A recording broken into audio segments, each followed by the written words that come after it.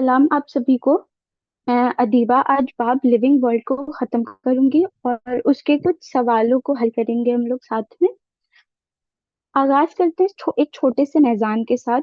एक छोटा सा रिवीजन, जैसे कि मैंने पहले भी बताया था कि ये एक अहम चैप्टर है।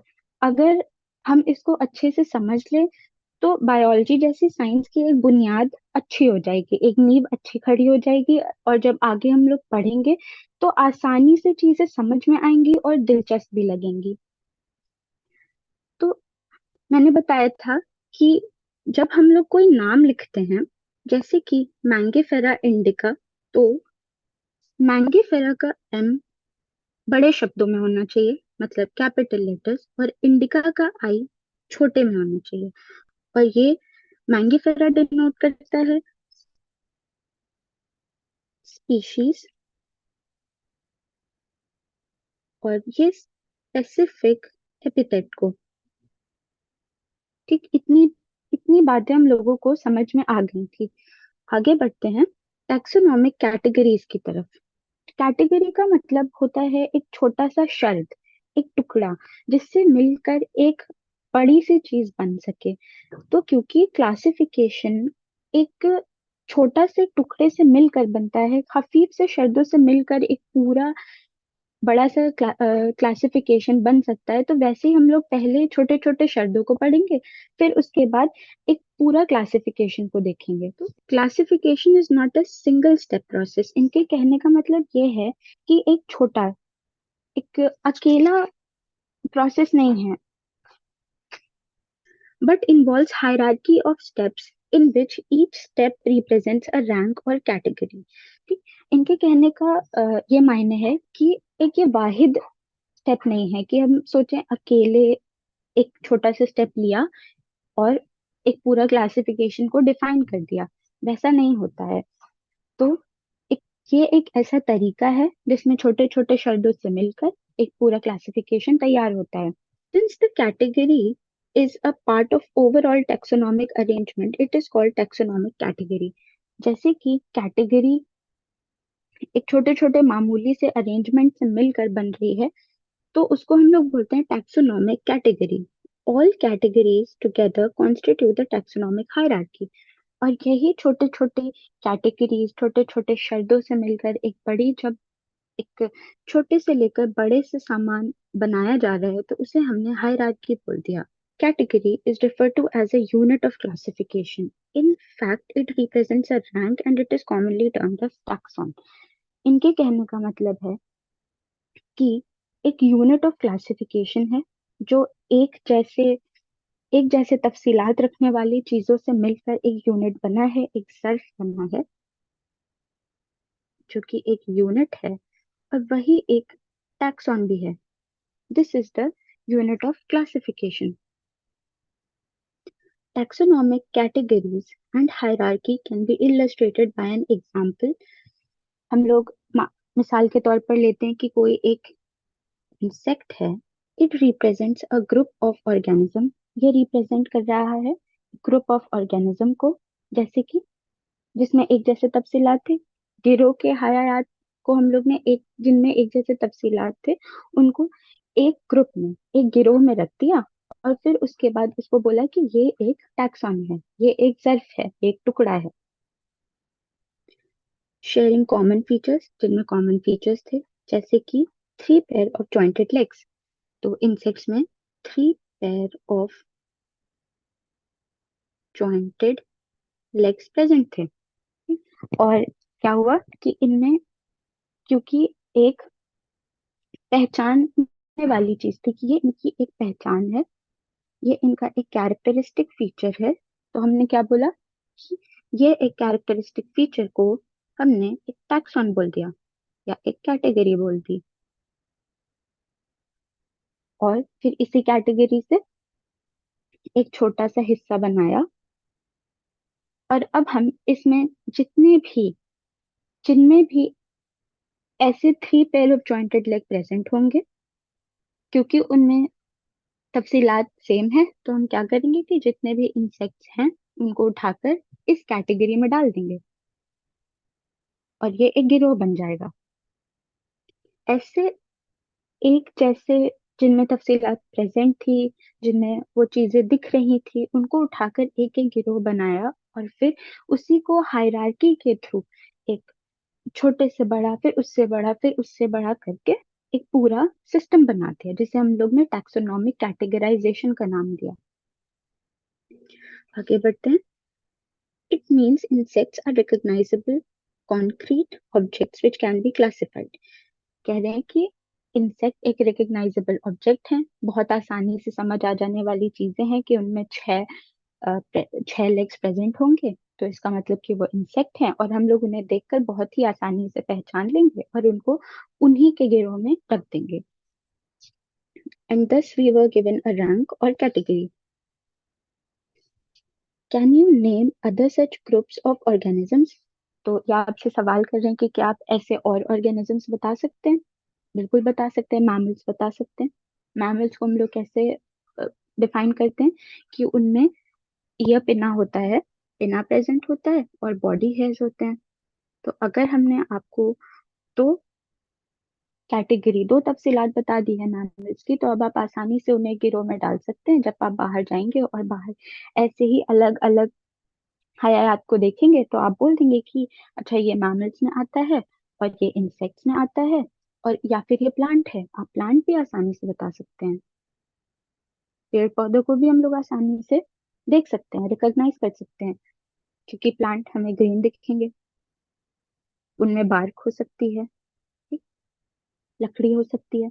तो प्लांट को भी हम लोग आसानी से उनके एक बेसिक, जो उनका एक फीचर है, कैरेक्टरिस्टिक फीचर जिसको हम बोल रहे हैं, जिनमें एक तफसीलात प्रेजेंट है, उसके चलते हम आसानी से बता सकते हैं।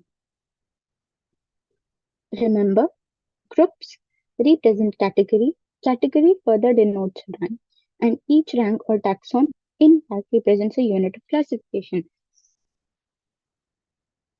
Unit of classification. Unit of classification क्या क्या है? रैंक है। okay? जैसे कि एक रैंक थी, वो यूनिट ऑफ क्लासिफिकेशन थी, या एक टैक्सॉन, वो भी यूनिट ऑफ क्लासिफिकेशन है, वो भी एक यूनिट ऑफ क्लासिफिकेशन है। मतलब कि ये सेम शब्द हैं, ठीक है, ये एक जैसे शब्द हैं, जिनको हम लोग अदल बदल करके इस्तेमाल करेंगे। These taxonomic groups categories are distinct biological entities and not merely morphological aggregations। ये ध्यान देने वाली बात है कि जो हर एक टैक्सॉन है, या हर एक ग्रुप है, गिरोह है, वो अलग है, वो एक दूसरे से बहुत अलग है, उसमें मुख्तलिफ चीजें पाई जाएंगी, सेम चीजें नहीं मिलेंगी। तो यही इनका बेसिक डिफरेंस बनता है कि इनमें अलग अलग चीजें मिल रही हैं। Taxonomic studies of all known organisms have led to the development of a common category such as kingdom। तो हमने टैक्सोनॉमिक कैटेगरी बनाई, जब साइंस में और तरक्की हुई, तो फिर क्या हुआ कि उन कैटेगरीज को हम लोग ने एक हायरार्की में सेट कर दिया। कैसे सेट करा? पहले किंगडम, पहले किंगडम बना, फिर फाइलम या फिर डिवीजन, फिर class, order, family, genus and species. जैसे जैसे हम नीचे आते जाएंगे, तो इनमें पहचानने वाली चीजें, पहचानने वाली यकसान बढ़ती जाएगी, और इनमें मुख्तलिफ चीजें कम होती जाएंगी। यही एक बेसिक क्राइटेरिया था हायरार्की सेट करने का, कि हम जैसे जैसे नीचे आते जाएंगे, इनमें सिमिलैरिटीज बढ़ रही हैं और डिससिमिलैरिटीज कम हो रही हैं। ठीक है। Taxonomic studies of all known organisms have led to development of common categories such as kingdom, phylum, or division for plants, class, order, family, genus, and species. All organisms include those in the plant and animal kingdom have species as the lowest category। मैंने बताया था कि species lowest category होती है। lowest category, lowest rank, या फिर lowest, क्योंकि ये तीनों एक ही चीज हैं। तो अगर सवाल करा जाता है आपसे तो आप बोलेंगे कि लोएस्ट कैटेगरी, लोएस्ट रैंक या लोएस्ट टैक्सा, ये सब स्पीशीज होता है। Now the question you may ask is how to place an organism in various categories. अभी हमसे सवाल कर रहे हैं कि हम लोग ने सीख तो लिया कि चीजें कैसे हो रही हैं, कैसे उनका आगाज हुआ, लेकिन जब असल में हम लोगों को किसी भी हयात को इन कैटेगरीज के अंदर पुट करना है तो कैसे करेंगे। The basic requirement is the knowledge of characters of an individual or a group of organisms. इनके कहने का मतलब है कि बेसिक जो एक बुनियादी इल्म है चीजों का, हमें वो होना चाहिए। इन हयात के बारे में जो एक बुनियादी इल्म है उसकी जरूरत है इनको एक कैटेगरी में पुट करने के लिए। So this helps in identifying similarities, तो जिसकी वजह से हम बहुत आसानी से पहचान कर लेंगे उनकी यकसान को, और किस तरीके से वो एक दूसरे से मुख्तलिफ हैं इस बात को। The individuals of the same kind of organism as well as of the other kind of organism। तो सबसे पहले जो इनका बेसिक रिक्वायरमेंट है वो पहचान है, मतलब कि identification similarities and identification of dissimilarities. फिर उसके बाद ये कहना चाह रहे हैं कि ऑर्गेनिजम्स जो हैं, हयात जो हैं, उनके आपस में क्या यकसान थे और एक दूसरे से कैसे वो मुख्तलिफ थे, ये भी हमें इल्म होना चाहिए। क्योंकि अगर हमें किसी भी हयात को इन कैटेगरी के अंदर पुट करना है, प्लेस करना है, तो उसके लिए हमें उनका बेसिक जो नॉलेज है वो बहुत जरूरी है। इसको पुट करने के लिए पहले हम हर एक एक छोटे छोटे गिरोह को पढ़ेंगे, ताकि पूरी हायरार्की के बारे में जब हम लोग समझ लेंगे, जब हमें उनका इल्म हो जाएगा, तो उनको प्लेस करना आसान हो जाएगा। तो सबसे पहले हम लोग पढ़ते हैं species. Taxonomic studies consider a group of individual organisms with fundamental similarities as a species।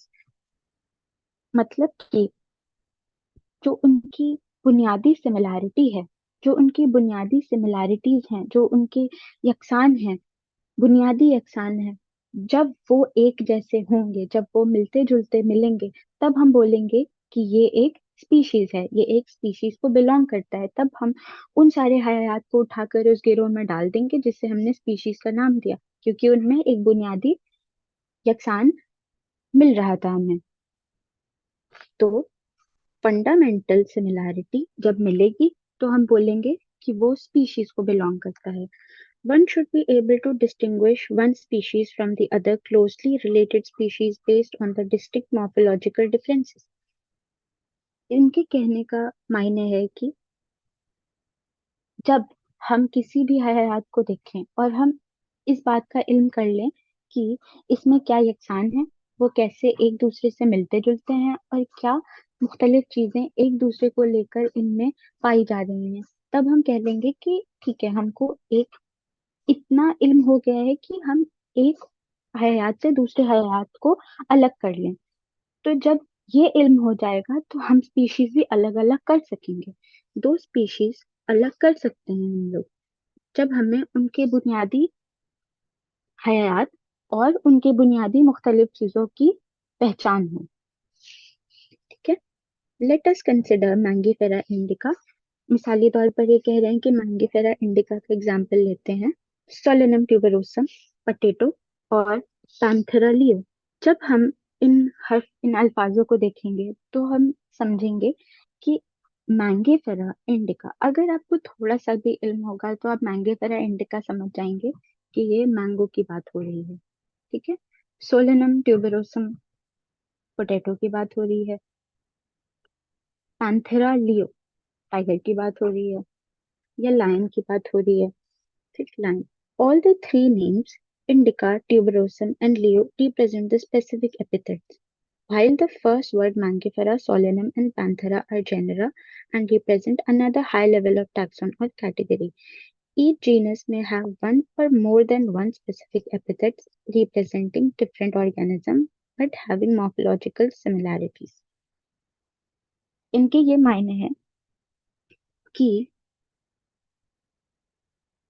जो भी मैंने इस लाइन के इस तरफ लिखा है वो इंडिकेट कर रहा है स्पीसीज को, और जो एक की तरफ लिखा है वो डिनोट कर रहा है जीनस को। इंडिका, ट्यूबरोसम और लियो ये स्पीशीज हैं।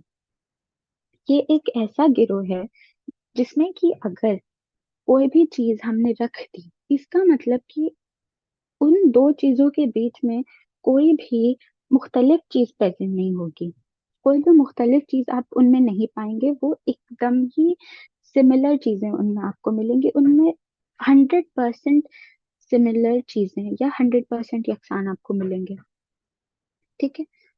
और जबकि जीनस एक बड़ा टैक्सॉन है, एक बड़ा गिरोह है, ये टैक्सॉन बड़ा है, तो जब आप इसमें देखेंगे तो मैंगिफेरा एक ऐसा टैक्सॉन है जिसके अंदर और बहुत सारी स्पीशीज आ सकती हैं।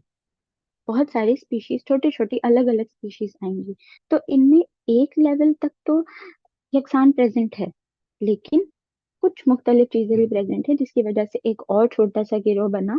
और उसमें हमने उन चीजों को रखा, उन हयात को रखा जिसमें एकदम सिमिलर, एकदम यकसान वाली चीजें थी। For example, Panthera has another species epithet called tigris. जैसा कि उन्होंने बोला कि पैंथेरा में लियो भी है, टिग्रिस भी है। तो लियो लायन हो गया, और टिग्रिस टाइगर। तो लायन और टाइगर के बीच में मुख्तलिफ चीजें मिलेंगी, बट अगर हमने किसी भी हयात को पैंथेरा लियो बोल दिया है, इसका मतलब कि उसमें कोई भी मुख्तलिफ चीज आपको देखने को नहीं मिलेगी। तो इससे ये साबित होता है कि species has 100% similarity between each other organism. जबकि जो जीनस है उसमें कुछ मुख्तलिफ चीजें मिल सकती हैं। तो इसलिए इसमें मानते हैं कि 90% सिमिलर चीजों को हम पैंथेरा में डाल देंगे। Solanum includes species like Nigrum and Melanchia. Human being belong to species Sapiens, which is grouped in the genus Homo. Scientific name thus for human being is written as Homo sapiens. काफी मामूली सी बात है कि humans को होमो sapiens बोलते हैं। Genus, genus एक level बड़ा टैक्सॉन है, एक लेवल बड़ा गिरोह मानते हैं जीनस को। Genus comprises a group of related species which has more characters in common in comparison to species of other genera। ठीक। इनके कहने का मायने ये है कि हमने जीनस में हयात को तब पुट करा जब उनके बीच में जो यकसान थे वो ज्यादा थे, मुकाबले में कि जो दूसरे स्पीशीज में प्रेजेंट थे। ठीक। मान लेते हैं एक स्पीशीज और दूसरी स्पीशीज, तो अगर हम लेकर चलें होमो को और दूसरी तरफ लेकर चलें पैंथेरा को, स्पीशीज वन, स्पीशीज टू। ठीक। तो होमो में जब कोई हमें होमो बोलेगा, क्या बोलेगा कि आपको होमो सैपियन सुन के क्या ध्यान में आता है, तो हमें इस बात का इल्म है कि होमो सैपियंस इंसानों के लिए इस्तेमाल करा जा रहा है। तो इसमें वो वाली चीजें प्रेजेंट होंगी जो कि लिम्स होंगे और हेयर प्रेजेंट होंगे, बॉडी हेयर्स मिलेंगे। और तीसरा क्या मिलेगा कि पैंथेरा, अगर कोई हमें बोलेगा तो हमें इस बात का भी इल्म है कि पैंथेरा में जिनमें 4 लेग्स मिलेंगे, कैनाइन्स मिलेंगे। किसी ने हमको ये दो स्पीशीज दी और बोला कि आप इसमें वो चीजें बताइए जो कि मुख्तलिफ थी, तो हम लोग बहुत आसानी से इस बात को बता लेंगे। जिसकी वजह से हमने होमो और सैपियंस को अलग अलग स्पीशीज में डाल दिया, अलग अलग जीनस में उनको डाल दिया। We can say that genera are aggregate of closely related species.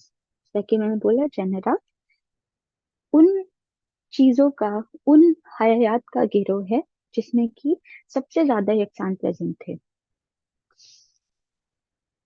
For example, potato and brinjal are two different species, but both belong to genus Solanum. जैसे कि सोलेनम में दो, एक जीनस सोलेनम है, उसमें दो स्पीशीज आ गई, एक तो ब्रिंजल और दूसरा पोटैटो. ठीक है. इस फैमिली को हम लोग सोलेनेसी बोलते हैं. Lion Panthera leo, leopard Panthera pardus and tiger Panthera tigris. तो हम लोग एक बात पे गौर करेंगे कि पैंथेरा सेम है, बट जब हम लोग ने स्पीशीज की बात करी तो वो अलग हो गया. एक तरफ लियो हो गया, एक तरफ पैराडस हो गया और एक तरफ टिग्रिस हो गया. तो इस तरीके से ये समझ में आता है कि जो जीनस है वो एक बड़ा ग्रुप है जो कि छोटे छोटे स्पीशीज के ग्रुप से, छोटे छोटे स्पीशीज के गिरोह से मिलकर बनाया गया है. कि एक लेवल ऊपर चलते हैं तो फैमिली आएगा. Family, the next category, family has a group of related genera with still less number of similarities. जैसा कि मैंने अभी आपको बताया कि जब हम लोग हायरार्की की टेबल में नीचे जाएंगे तो सिमिलैरिटीज बढ़ जाएंगी, तो यक्षान बढ़े हुए दिखेंगे. और जैसे ही हम लोग ऊपर जाने लगेंगे तो मुख्तलिफ चीजें बढ़ जाएंगी. ठीक. तो इस बात को ध्यान में रखते हुए अगर हम आगे बढ़ेंगे तो चीजें आसान समझ में आएंगी. As compared to the genus and species, families are characterized on the basis of both vegetative and reproductive features. ये कहना चाह रहे हैं कि फैमिली को जब हम लोग ने अच्छे से पढ़ा तो हमें पता चला कि इसको हम लोगों को कैटेगराइज करने के लिए दोनों तरीके से करना पड़ेगा, वेजिटेटिवली भी और दूसरा रिप्रोडक्टिव फीचर्स के ऊपर. वेजिटेटिव से कहना है ए सेक्सुअल रिप्रोडक्शन और रिप्रोडक्शन से सेक्सुअल रिप्रोडक्शन. सेक्सुअल रिप्रोडक्शन का मतलब है गैमीट का फॉर्मेशन और एसेक्सुअल रिप्रोडक्शन स्पोर्स का formation. Among plant, for example, three different genera, Solanum, Petunia, and Datura, are placed in the family Solanaceae. जैसे कि मैंने बोला, Solanaceae एक फैमिली है जिसके बारे में हम आगे पढ़ेंगे. Solanaceae फैमिली के अंदर तीन डिफरेंट जीनस आ जाते हैं, ट्यूनिया, दतुरा और सोलेनम. इनको सोलेनेसी फैमिली के अंदर हमने रखा कैसे? क्योंकि इनमें कुछ ऐसी चीजें प्रेजेंट थी, कुछ ऐसे यक्षान प्रेजेंट थे जिनमें पेटूना, धतूरा और सोलेनम को अलग अलग करना पड़ा. लेकिन कुछ ऐसी मुख्तलिफ चीजें भी प्रेजेंट थी जिसकी वजह से ये एक में आ गए, जो एक फैमिली के अंडर लाई करने लगे. तो इस वजह से इन तीनों को उठाकर हमने एक फैमिली, सोलेनेसी फैमिली के अंदर पुट कर दिया. Among animals, for example, genus Panthera, comprising lion, tiger, leopard, is put along with genus Felis. Felis, Felis एक फैमिली है जो कि कैट की फैमिली होती है, और उसके अंदर हम लोग ने पैंथेरा, पैंथेरा को पुट करा और जिसके अंदर और लायन, लेपर्ड, कैट ये सब आ जाते हैं.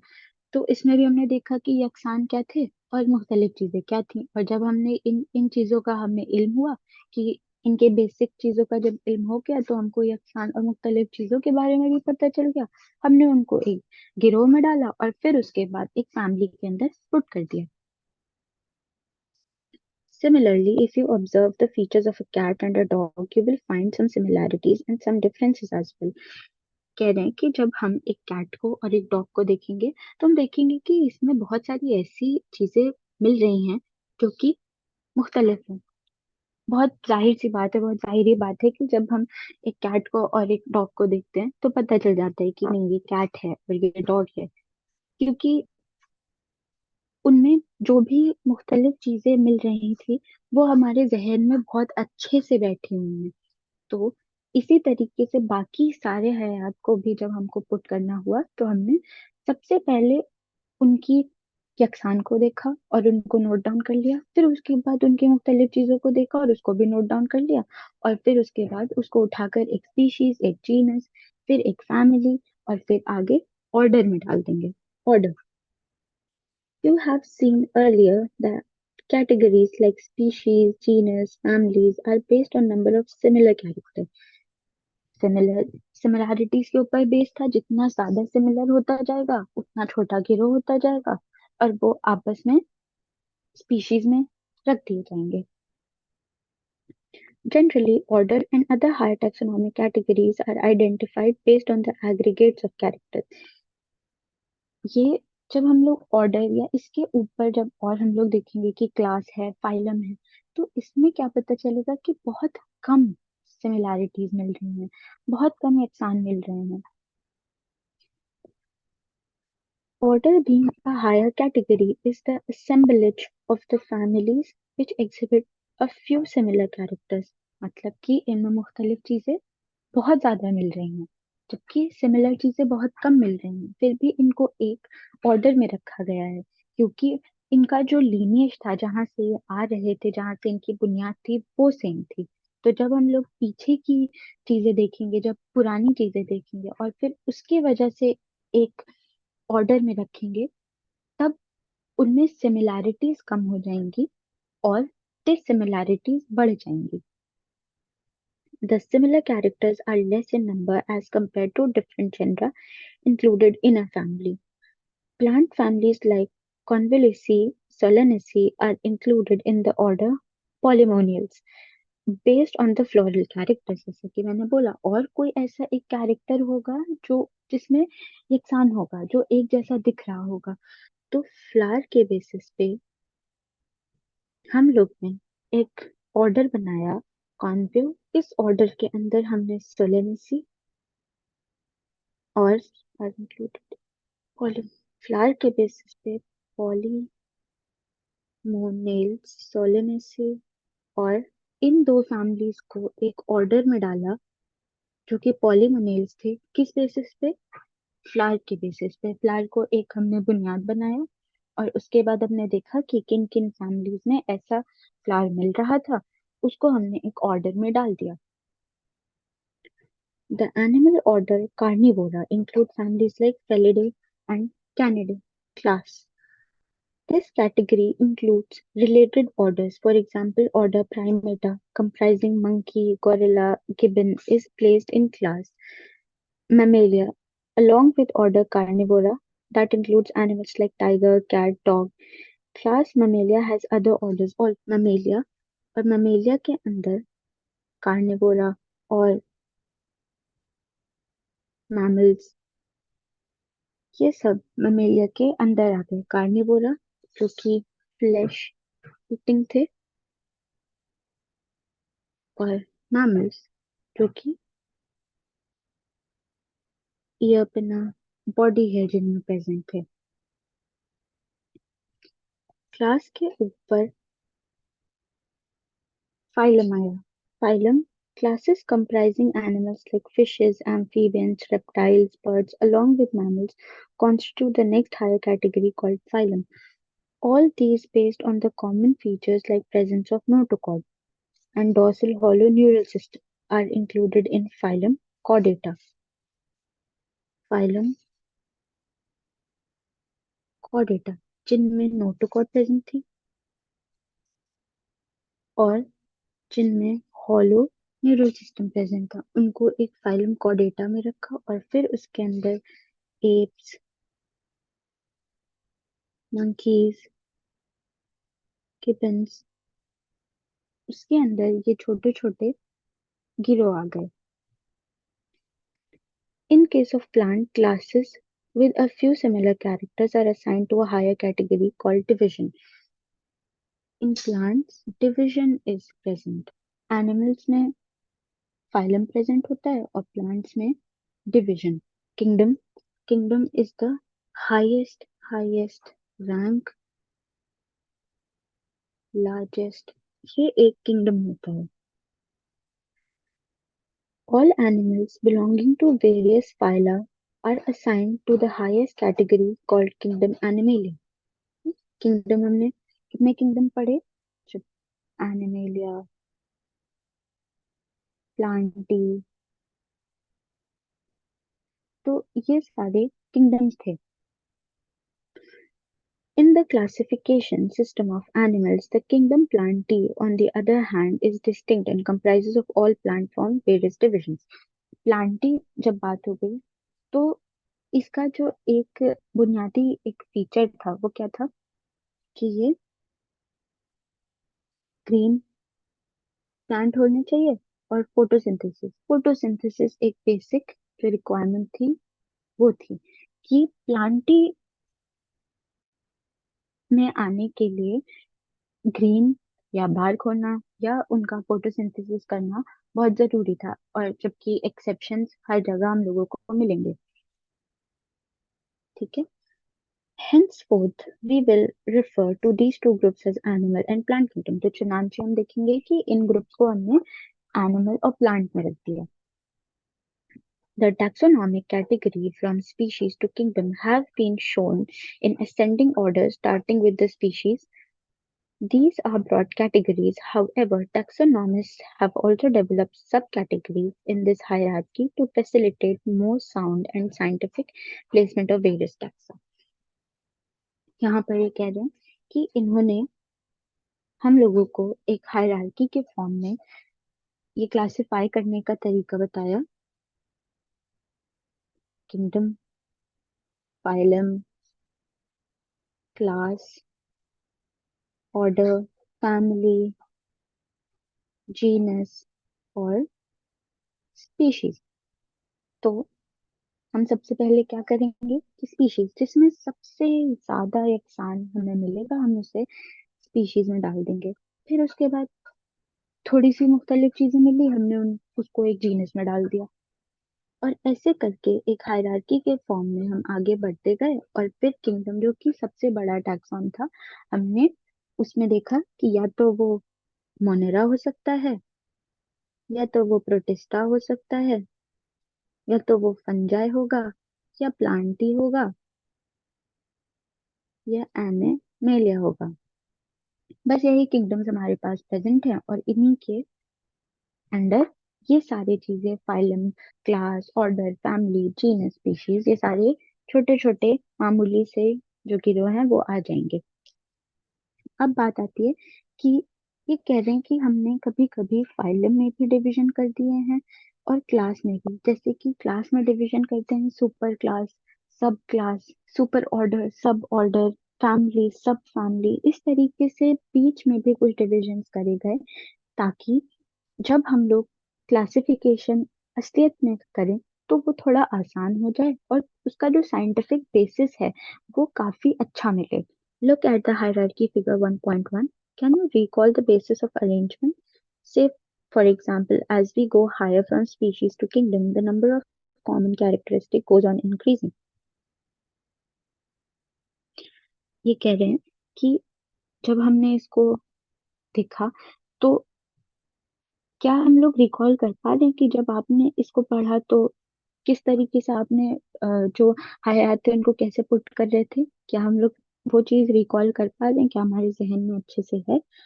तो as we go higher from species to kingdom, जैसे ही हम लोग स्पीशीज टू किंगडम की तरफ जाते हैं तो number of common characteristic goes on decreasing. Characteristic features जो थे वो कम होते जाएंगे. मतलब कि इनमें मुख्तलिफ चीजें ज्यादा मिलती रहेंगी. Lower the taxa, more are the characteristics that are members within the taxon share. जाहिर सी बात है कि जितना छोटा टैक्सा उतना छोटा गिरोह उतने ज्यादा एक जैसी चीजें उतनी ज्यादा यकसान. Higher the category, greater is the difficulty of determining the relationship to other taxa at the same level.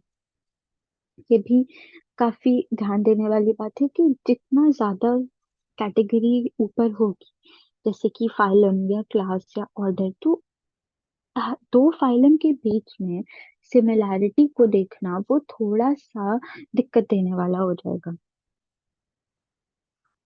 Hence, the problem of classification becomes more complex. जिसकी वजह से जो क्लासिफिकेशन है एक्चुअली में वो थोड़ा सा कॉम्प्लेक्स है।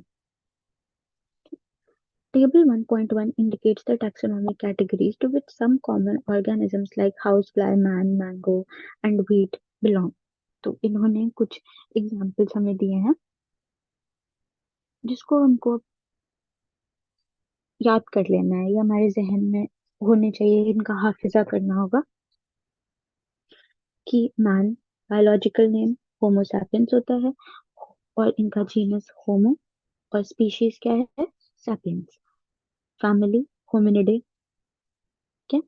और order Primata, class Mammalia, phylum या डिवीजन कॉर्डेटा, और किंगडम क्या होगा, अगर हम यहाँ पे किंगडम का लिखते हैं तो मैन का kingdom animalia.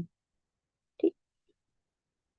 House fly, biological name Mollusca, Musca domestica, genus Musca, और specific epithet domestica. Family Muscidae, order Diptera, class Insecta, phylum division Arthropoda, और kingdom Animalia. Mango Mangifera indica, जिसमें कि जीनस मैंगीफेरा होगा और specific epithet indica होगा। Family Anacardiaceae और order Sapindales. Class dicotyledon. तो class हम लोग अगर देख रहे हैं तो क्लास में या तो मोनोकोटिलिडन हो सकता है या डाइकोटिलिडन हो सकता है। और मोनोकोटिलिडन का मतलब कि सिंगल सीड, एक वाहिद सीड प्रेजेंट है, और डाइकॉट में दो सीड्स प्रेजेंट होते हैं। फाइलम एंजियोस्पर्मा और kingdom Plantae. Wheat Triticum aestivum, जिसमें कि जीनस जो होगा वो ट्राइटिकम हो जाएगा, और family family Poaceae, order Poales, class monocotyledon, जैसे कि मैंने बोला एक मोनोकोटिलिडन होगा और एक डाइकोटिलिडन होगा। फाइलम या डिवीजन एंजियोस्पर्मी, और किंगडम प्लांटी। ठीक। तो इस टेबल का हाफिजा हो जाना चाहिए, क्योंकि कभी कभी ये टेबल ही सीधा पूछ लेते हैं कि इसका ऑर्डर क्या था, क्लास क्या था। और दूसरी सबसे जरूरी बात यह है कि जो ये ऑर्डर है कि स्पीशीज के बाद जीनस, जीनस के बाद फैमिली, फैमिली के बाद ऑर्डर, फिर क्लास, फिर डिवीजन, फिर किंगडम, तो ये भी इसी ऑर्डर में याद होना चाहिए।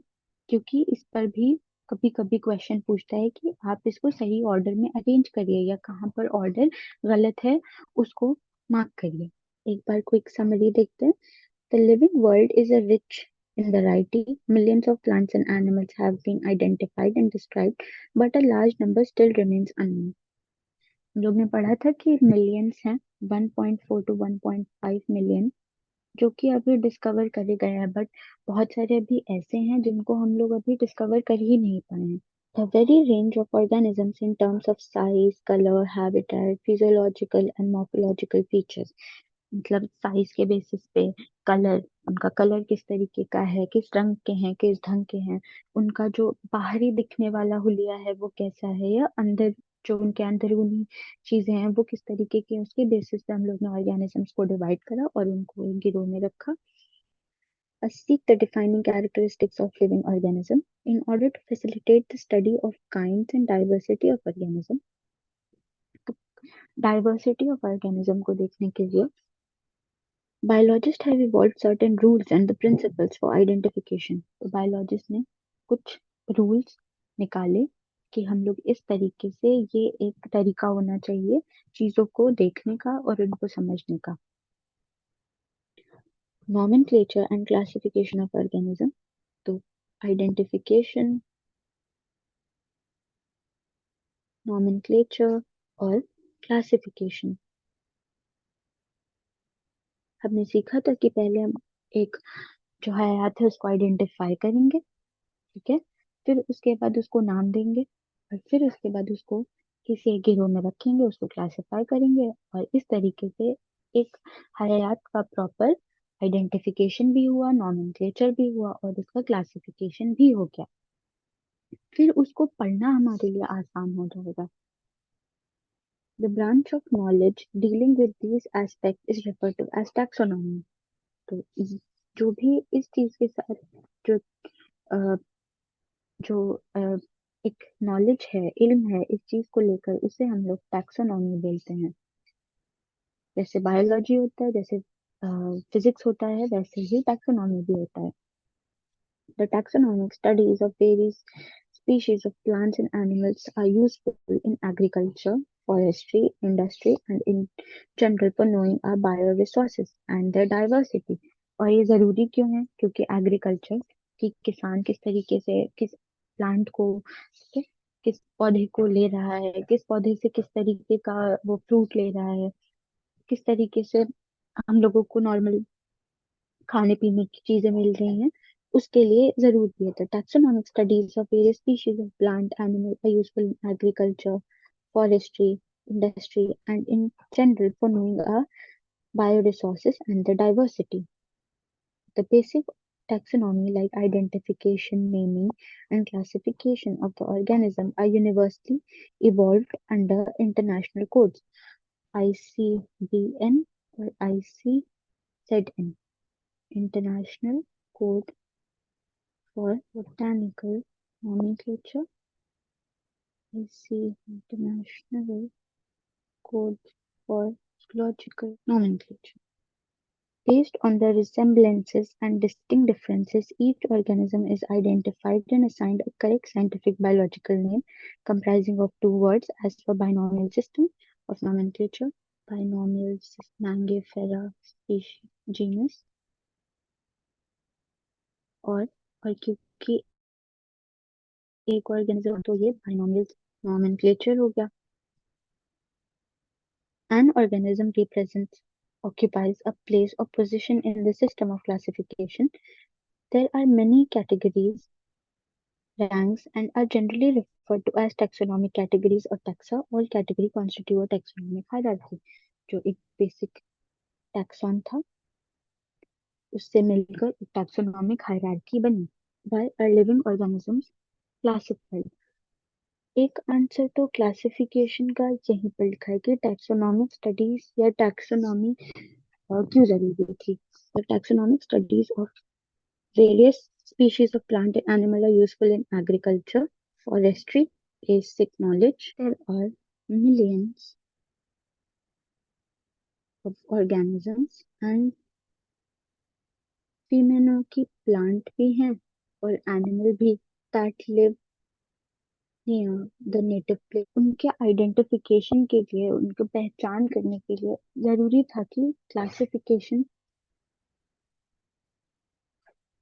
These local names may vary from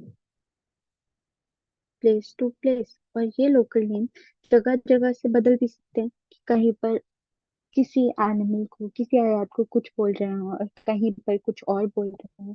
तो एक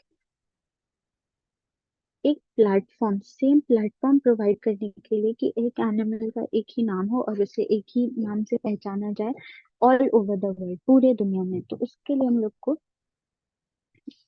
टैक्सोनॉमी को डेवलप करना जरूरी था. The local names may vary from place to place, जिसकी वजह से कंफ्यूजन हो सकता था, दिक्कत आ सकती थी आइडेंटिफाई करने में, कंफ्यूज हो रहे थे लोग. ठीक, क्योंकि बहुत जाहिर सी बात है कि जब आप एक चीज को एक नाम नहीं दोगे, ठीक है, उसका कोई एक वाहिद नाम नहीं होगा, उसके अलग अलग नाम होंगे, तो क्या होगा कि दिक्कत आएगी जब कोई आपसे कहेगा कि हमको इस चीज को लेना है, लेकिन दूसरा इंसान ये बात समझ ही ना पाए कि ये किस चीज, आप किस चीज को रेफर कर रहे हैं. Why are the classification system changing every now and then? सवाल कर रहे हैं, why a classification system changing now and then, क्यों चेंज कर रहा है हर पल, क्यों चेंज हो रहा है, कि आज कुछ और सिस्टम था, कल कुछ और सिस्टम था.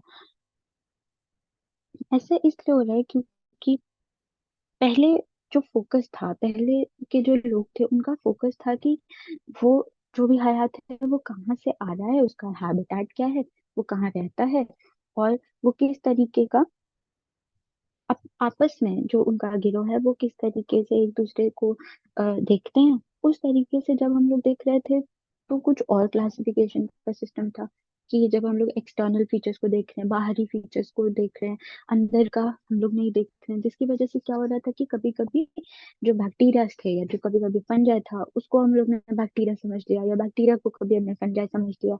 तो ये वाली दिक्कतें आ रही थी। और इसी वजह से अभी भी माना जाता है कि क्लासिफिकेशन सिस्टम जो है वो अभी भी पूरी तरीके से डेवलप नहीं करा है। क्लासिफिकेशन सिस्टम अभी उसको डेवलप होने में काफी टाइम लगेगा। अभी काफी टाइम है इस चीज को पूरी तरीके से डेवलप कर रहे हैं। Question two, scientific study ever a work in progress. ठीक है, ये एक हमेशा चलने वाला एक प्रोग्रेस है, जिसमें कि कभी भी हम लोग अपने टॉप लेवल पर नहीं मिलेंगे आपको। हमेशा इसमें कुछ ना कुछ छोटी ना छोटी मामूली सी चीज में कुछ ना कुछ प्रोग्रेस होता रहता है। The initial system of classification जो था, initial system of classification was based on, किस पे फोकस कर रहा था, हैबिटेट पे। ठीक, और इंटर रिलेशनशिप, साथ में मॉर्फोलॉजिकल फीचर्स। फिर धीरे धीरे, slowly and plain gradually, anatomical feature भी ऐड करे जाने लगे। पहले हमने केवल उसके हैबिटेट को देखा, फिर उसके बाद हमने थोड़ा सा, जब हमारा इल्म बढ़ा तो हमने उसके मॉर्फोलॉजिकल फीचर्स को देखना स्टार्ट कर दिया।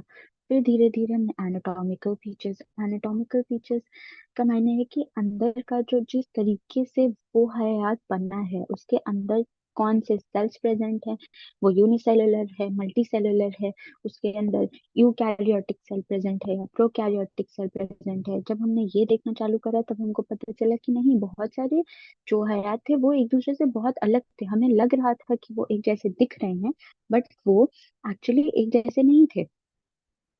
ठीक है, तो slowly and gradually anatomical features came. फिर उसके बाद हमने क्या करा, फिर एम्ब्रियोलॉजी को देखना स्टार्ट कर दिया। एम्ब्रियोलॉजी किस तरीके से वो डेवलप कर रहे हैं, उनका जो बुनियादी तरीका है डेवलपमेंट का वो क्या है। जब हमने वो देखा तब पता चला कि बहुत सारे एनिमल्स तो एक जैसा डेवलपमेंट शो कर रहे थे, जैसे कि कॉर्डेट्स। कॉर्डेट्स में जो एग्जाम्पल अगर हम मिसाली तौर पर लेते हैं कॉर्डेट्स को, तो उनमें क्या था, नोटोकॉर्ड प्रेजेंट थी। कभी हम कह सकते हैं कि फिशेस और एनिमल्स एक जैसे थे, फिशेस और mammals, fishes and mammals.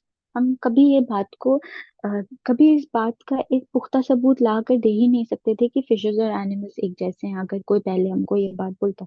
But जैसे जैसे इल्म बढ़ा तो वैसे वैसे पता चला कि फिशेस और मैमल्स दोनों में ही नोटोकॉर्ड प्रेजेंट थी, उनके डेवलपमेंटल स्टेज में। फिशेस में भी नोटोकॉर्ड प्रेजेंट थी और एनिमल्स में भी मैमल्स में भी नोटोकॉर्ड प्रेजेंट थी, जिसकी वजह से ये एक कॉर्डेटा ग्रुप में आने लगे। तो इस तरीके से सबसे पहले हम क्या देख रहे थे, हैबिटेट देख रहे थे। फिर उसके बाद हमने उनके मॉर्फोलॉजिकल फीचर्स को देखा, फिर एनाटॉमिकल फीचर्स देखा, फिर एम्ब्रियोलॉजी देखा। और इल्म में इजाफा हुआ तो हमको पता चला कि हम लोग फाइलोजेनेटिक फीचर्स को भी देख सकते हैं। फाइलोजेनेटिक फीचर्स या साइटोलॉजी, फाइलोजेनेटिक फीचर्स, साइटोलॉजी, कि सेल के अंदर का कंटेंट कैसा है, सेल के कंटेंट्स कौन कौन से हैं, किस तरीके से सेल डेवलप कर रहा है वो। तो जो मॉडर्न डे, हाल फिलहाल में मॉडर्न डे यूजेस में हम लोग देखते हैं कि उनका जो न्यूक्लियर एसिड कंटेंट है, न्यूक्लिक एसिड कंटेंट प्लस उनका साइटोलॉजिकल फीचर्स क्या है। तो मॉडर्न डे के अकॉर्डिंग न्यूक्लिक एसिड का कंटेंट और साइटोलॉजिकल फीचर्स, इसके बेसिस पे क्लासिफिकेशन होता है। और जैसे जैसे इजाफा और होता जाएगा तो क्लासिफिकेशन का बेसिस चेंज होता जाएगा। ठीक, तो अगर हम इस आंसर को अच्छे से लिखें तो कैसे लिखेंगे कि via the classification system changing every now and then. क्योंकि क्लासिफिकेशन सिस्टम जो है इट इज अ प्रोसेस, एक ऐसा प्रोसेस है, कैसा तरीका है जो हमेशा प्रोग्रेस कर रहा है, हमेशा आगे बढ़ता जा रहा है, क्योंकि साइंटिस्ट को अभी तक पूरी तरीके से इस मामले में इल्म नहीं हुआ है, जिसकी वजह से पहले इनिशियली क्या होता था कि क्लासिफिकेशन बेस्ड था हैबिटेट पे, इंटर रिलेशनशिप पे, मॉर्फोलॉजिकल फीचर्स पे, जो कि हम लोग बाहर से देख सकते हैं। फिर धीरे धीरे जब और इजाफा हुआ तो हमें पता चला कि एनाटॉमिकल फीचर्स और एम्ब्रियोलॉजी भी देखी जा सकती है। फिर उसके बाद हमने जब और आगे बढ़े तो देखा कि फाइलोजेनेटिक फीचर्स और साइटोलॉजी के बेसिस पे क्लासिफिकेशन करने लगे, और हाल फिलहाल में किस तरीके से क्लासिफिकेशन हो रहा है, न्यूक्लिक एसिड कंटेंट और साइटोलॉजिकल फीचर्स के बेसिस पे। लेकिन जैसे ही और थोड़ा सा इल्म होगा तो हो सकता है कि ये क्लासिफिकेशन का क्राइटेरिया चेंज हो जाए, जिस वजह से क्या होगा कि फिर हमें दूसरा एक क्राइटेरिया पढ़ना पड़ेगा। ठीक है, तो इसका आंसर, इसका जवाब यही होगा। What are the different criteria would you choose to classify people that you meet often? सवाल कह रहे हैं कि कौन सा एक ऐसा क्राइटेरिया या दो ऐसा क्राइटेरिया, या किस किस क्राइटेरिया में आप जिन रोजमर्रा अपने रोजमर्रा की जिंदगी में आप जिन लोगों से मिल रहे हैं उनको आप कैसे क्लासिफाई कर सकते हैं। तो ये एक छोटा सा एक्सरसाइज है जो हम कर सकते हैं कि किस तरीके से हम लोग पीपल भी डेली मीट, कैसे हम उनको क्लासिफाई कर सकते हैं। तो हम लोग उनको क्लासिफाई कर सकते हैं जेंडर के बेसिस पे। ठीक है, कि वो खवातीन हैं। फिर दूसरा हम उनको क्लासिफाई कर सकते हैं स्किन कलर के बेसिस, उनकी स्किन का रंग क्या है। तीसरा उनको क्लासिफाई करा जा सकता है एजुकेशन के बेसिस पे, कि वो 12th पास हैं या 10th पास हैं या ग्रेजुएट हैं या बिल्कुल नहीं पढ़े हैं या 5th पास हैं। ठीक, तो उस तरीके से भी इंसानों को जिनसे हम रोज मिल रहे हैं उनको क्लासिफाई कर लेंगे। तीसरे तरीके से कर सकते हैं करियर के बेसिस पे, कि वो डॉक्टर हैं, वो टीचर हैं, वो मैकेनिक हैं, वो साइंटिस्ट हैं, वो कौन सा उनका करियर है। तो उस तरीके से भी। और फिर हॉबीज के बेसिस पे हम लोग कर सकते हैं कि उनकी हॉबीज क्या है। किसी को पेंटिंग पसंद है, किसी को कुकिंग पसंद है, तो किस किस इंसान की क्या क्या हॉबीज हैं उसके बेसिस पे भी हम लोग ने क्लासिफाई कर लिया कि जिनसे हम रोज मिल रहे हैं उनको हॉबीज के बेसिस पे 10-15 लोगों का एक छोटा छोटा गिरोह बना दिया। फिर नेचर के बेसिस पे, कि वो हैप्पी नेचर वाले हैं या फिर गुस्सा करते हैं, एंग्री रहते हैं मोस्ट ऑफ द टाइम, या फिर वो सैड रहते हैं। इस बेसिस पे भी हम लोग जो हम जिनसे रोज मिलते हैं उनको क्लासिफाई कर सकते। थैंक यू सो मच मेरी बातों को इतना तवज्जो देने के लिए। बाकी के क्वेश्चंस हम लोग नेक्स्ट मॉड्यूल में सॉल्व करेंगे।